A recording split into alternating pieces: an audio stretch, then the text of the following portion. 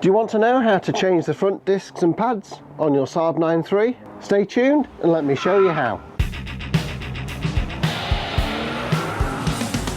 Safety first, raise the car off the ground, support it on axle stands, handbrake firmly on, chock a rear wheel and remove the wheels that you're working behind.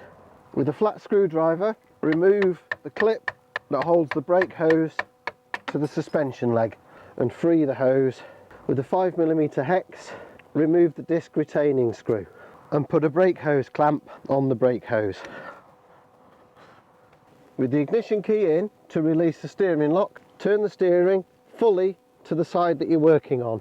With your 11mm spanner on the bleed nipple, put a bleed hose into a jar and onto the bleed nipple itself and open the bleed nipple about half a turn. Gently place a large flat blade between the back of the worn brake pad and the piston and very gently push the piston back into the caliper. Push the piston all the way in, return the nipple to a closed position. You can now release your tube from the bleed nipple, drain your tube into your jar. Unless you've been living on the moon, I'm sure you're well aware that there's 4 different sizes of disc fitted to the front of these cars: 285, 302, 314 and 345mm, and exactly what you do next depends on which brakes you've got. If you've got 285 or 302, then your caliper will look like this. The disc is in here, pads here, and there's a spring here that locates in 2 holes there and against the face of the caliper carrier. Pull the spring off the carrier, lift it out at the hole at one end and do the same at the other. That's exactly the same procedure you would use on the rear brakes, because the rear brakes have this spring as well.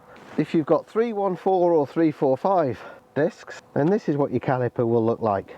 Something of a monster. Release one leg of the spring from behind the caliper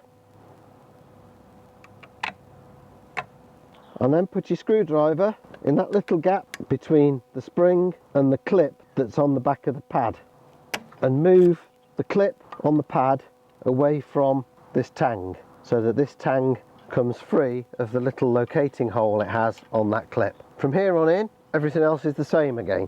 Remove the dust caps from the rubbers that protect the slide pins and take your 7mm hex key or a hex socket on a ratchet and undo the slide pins. I always do the bottom one first, but I'll put you a link in the description to some of these tools. Undo the slide pin all the way. When they're fully undone, pull the caliper a little bit towards the outside, push it back and lift the caliper off the carrier. With a hook or a piece of string, suspend the caliper from the road spring. Whatever else you do, do not let the caliper hang on its flexible hose. For this next bit, you will, I promise you, you will need a good quality breaker bar, an E20 socket, and you will also need a steel tube that you can slip over your breaker bar to give it some extra length. I've removed the rubber handle from my breaker bar temporarily.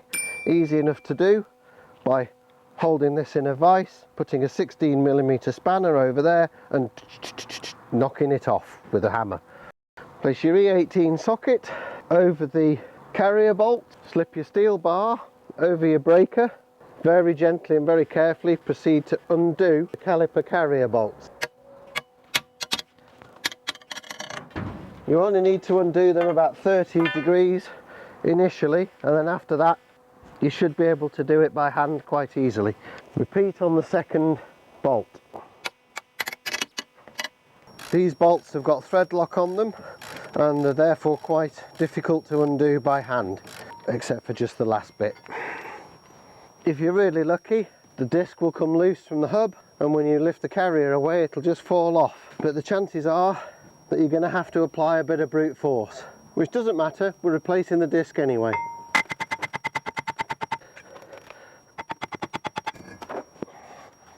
Once you've got the hub to disc mating face exposed, give it a degrease with some brake cleaner and then clean it down with a wire brush, either manually with a good stout brush or use a wire brush in a drill. You want to end up with a nice clean mounting face for the disc, but not just for the disc, also for the wheel. Don't forget to do round this edge as well. Once you've got it nice and clean, wash all the dust off with some brake cleaner. Also give your wheel bolt holes a degrease and clean down with a nylon brush. But the reason for doing that is because over the years you don't know what dirt and grit has got into those threads, or what rubbish grade of grease somebody might have put on in the past. Give it a few moments to dry thoroughly. Also give your wheel bolts a good clean and give the threads a good wire brushing out. Get whatever muck and bullets there is stuck in those threads out, and whatever cheap shit grease anybody in the past might have used. Once the bolts and the bolt holes are clean and dry, just make sure that you can fit all your bolts smoothly and easily to the holes. Using much the same methods, clean up the mating faces of the hub and caliper carrier, along with the threads and bolts of the caliper, and also the little bolt that holds the disc in place. When it comes time to put the wheels back on, the threads of the wheel bolts should of course go back in dry. Little moly grease just behind the shoulder of the captive washers, just to make sure that they stay still on the wheel while you're tightening the bolt up. Just a tiny little dab, doesn't take much, and wipe off any excess. Take all your bolts back out and put them in a safe place for when you need them. The reason for doing all this cleaning is because we want everything to go back true and square for best performance and best pad life and disc life, and to ensure that you get no vibration from your braking system. The disc must run true to the hub. Dirt and corrosion on this face can cause excess run out on the disc. That's where the disc fails to run true. Same goes with the other mounting faces. The caliper needs to be mounted true to the disc. One of the biggest causes of brake vibration is excess run out on the discs. I like to turn the hub so that the little brake disc retaining bolt is at the top.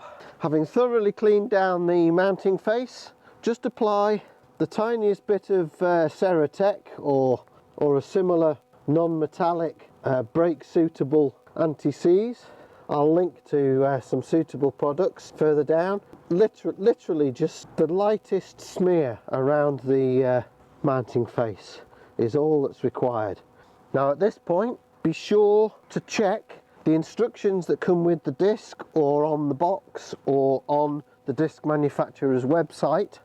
It used to be the case that discs pretty much always came with a oily film on them that needed to be cleaned off, but that's no longer the case. These Padgy discs are coated with the successor to an anti-corrosion product that I used to deal with an awful lot, called Dacromet.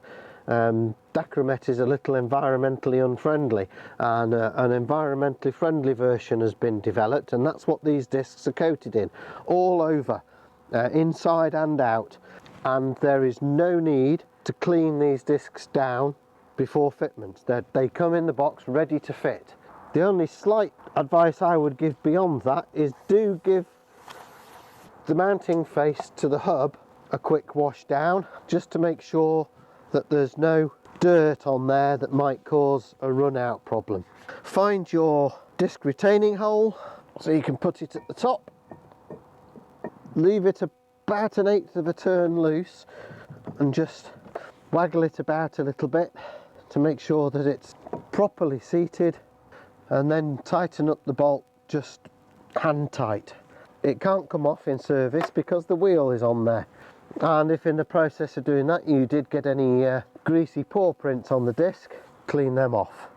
Now, as you will probably already know, and I have done a video about it, there were various discs fitted to various models of the 9.3. So I will put a link in the description to the Mintex and Padgy brake book, which is an excellent resource. Before we put the caliper carrier back, make sure to give all the pad running faces a thorough clean down, again with a wire brush and an electric drill if you can. Also the mounting faces, the mounting threads, and of course the threads for the caliper slide pins. Wash the dust off that you've just created out of the threads and off all the faces. We're now ready to put the caliper carrier back on. Just before we do though, when you clean up the bolts, make sure to clean as much of the old thread locker off the threads as you can, and just before you put it back on, apply some new thread lock over about 2 to 3 threads and 2 to 3 threads from the end. Believe me, the last thing you want is for your caliper carrier to come loose when you're on the road. Get it into position and start the bolts off by hand. The specified torque for these caliper carrier bolts is 210 Newton meters, followed by a further 30 degrees, which I'm going to achieve with a long breaker bar, which I'm going to put a steel tube over. The steel tube in this instance being about 7 feet long. Normally, to clean up your caliper, you'd rest it on an upturned bucket or a little work table of some description. I'm just going to give the inside of the caliper a quick clean down. The pads themselves don't actually run on any of these surfaces, so it isn't really necessary to give them any more than a cursory clean. Spray down to remove the worst of the loose dust. Give the piston face and the rubber a clean, but don't use a wire brush, just use a nylon brush such as a toothbrush. Once you've drained the brake cleaner from the inside of the piston, dry off the face that presses against the brake pads. Now remove the slide pins, give them a clean with some brake cleaner and your wire brush, a thorough degreasing, thorough clean down, so that they end up looking smooth, clean and polished. Clean the threads out. Now with your toothbrush or a other nylon brush, give the insides of the rubbers that the slide pins run in a good clean. Get rid of any grease, any dirt that's in there. Don't be skinny with the brake cleaner, and with the caliper on its side, give the rubbers a really good run through to make sure that all the dirt and grease is flushed out, and leave that to dry. Once you're happy that the brake cleaner is all dried off, get your Ceratec and with a nylon brush, put about a pea-sized amount on your brush, spread it through and round the inside of the rubber slide pin housing. Put an absolute smidge in the threads and then place your slide pin back in its rubber. Make sure that it can slide in and out of that absolutely freely. Don't forget to give your slide pin caps a clean and keep them somewhere safe until you need them. Now put about half a pea-sized amount around the piston face and a total of about a pea-sized amount on the other side where the other pad contacts the caliper. Don't use copper grease. Copper grease is not suitable for this application. It can't stand the heat. It's the simple explanation. Before we can put the caliper back on, we need to now fit the pads to the caliper. But first, just put a small amount of Ceratec around the running surfaces where the pad runs in the carrier. Just a small amount, half a pea-sized amount, making sure not to get any Ceratec on the friction surface. This side presses into the body of the caliper there. Again, don't press on the friction material, use the arms. Now let's do the same on the other pad. Push the clip on the back of the pad into the piston in much the same way as you did with the other pad into the caliper body. Normally, of course, you'd still have the brake hose connected to your caliper. Place the pads over the disc and then just drop the caliper into place straight in. I always do the top slide pin first.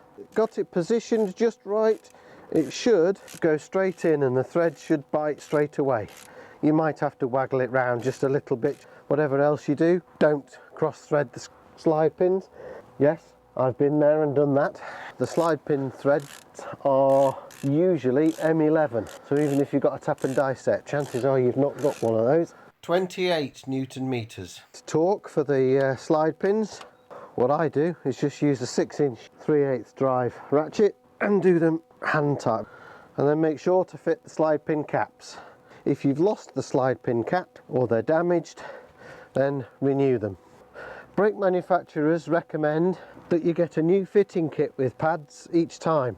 Normally discs are good for 2 sets of pads, so each time I change discs I change the fitting kit. In this instance there's a little tongue there. Fit it into the square in the brake pad on that side, push the spring behind the carrier, and as you just saw, it will snap into place. Don't forget to remove your hose clamp from your hose, otherwise your brake won't work. Set up a bleed hose off the nipple into a jar with a bit of brake fluid in the bottom, and open your bleed nipple about half a turn. Go and pump the brake pedal a couple of times to make sure that we've got all the air out. Check your brake hose very thoroughly where it comes over the top for any signs of any air bubbles. I'm seeing absolutely nothing there. And close your bleed nipple back down. Firm, nice and firm, hand tight with a spanner, but that's all you need. Don't forget to put your cap back on your bleed nipple. Keep the dust and dirt and water out. Give your brake pedal another couple of pumps. It should be totally firm as you set the brake pads and piston into position. Don't forget to check your brake fluid level and top up as necessary. Saabs take DOT4 fluid. Buy a good fluid, don't cheap out, that could save your life one day.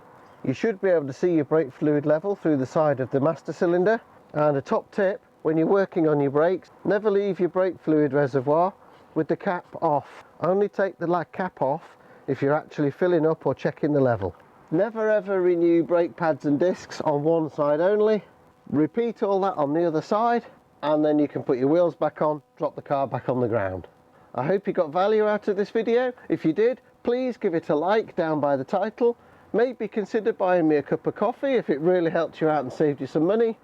And I shall see you on the next one.